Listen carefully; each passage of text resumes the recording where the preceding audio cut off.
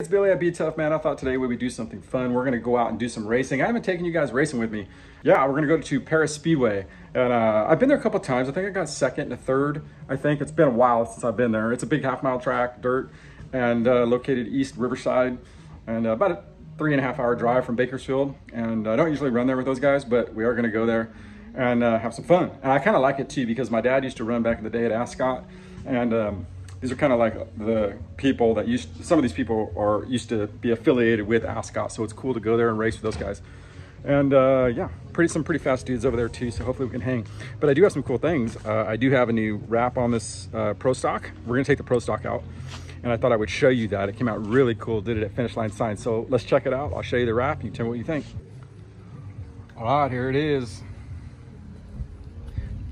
Fresh wrap, fresh body. Man, that ain't cheap no more either, dude. These wraps are expensive, dude.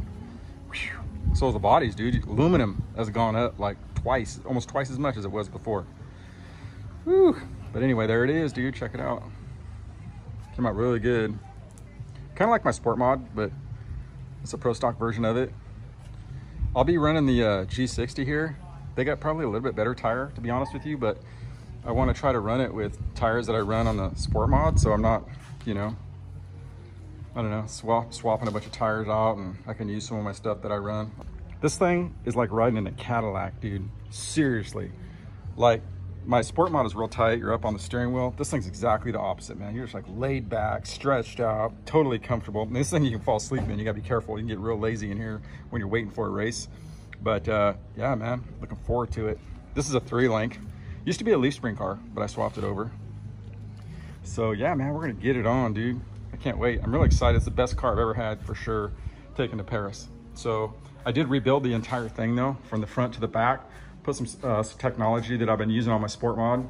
So I think it's gonna be a lot better than it was before. So, you know, it used to be a pretty good car. I mean, last time I ran it was what, COVID, like before COVID shut down. And man, it was really good, especially on the drier tracks. The car was really good. But I think I figured out something why I was kind of struggling a little bit on the hooked up tracks, and Paris is definitely more of a hooked up track. Just finished scaling it. I figured we're gonna load it tonight, dude. This thing's so loud. Homeowners Association special. But got a good scale number on it. I like where it is. Did some changing on some tires. Ended up going to a new Hoosier on the right front. I had two new ones I was gonna put on the back, but I thought the ones I had in the back were pretty good, and I sharpened them up a little bit, so I think we'll run those. And then this one right here, we'll have a good right front, so.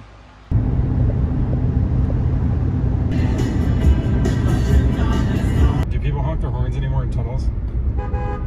We did. Okay, sir, just so you know, this is Saturday night dirt track. This is not NASCAR, okay? Oh, I'm sorry. I mean, you're all branded up, ready to go. Ready to go here. What you got? Super stock. Oh, do you? Okay. Yeah. First time out here? It's here in 15. 2015 last Been a while. Cool. Well, have fun tonight, man. I will, man. Just parking anywhere? There's no reserve parking? Yeah, find anything with 2 white dots and park in between them. Okay.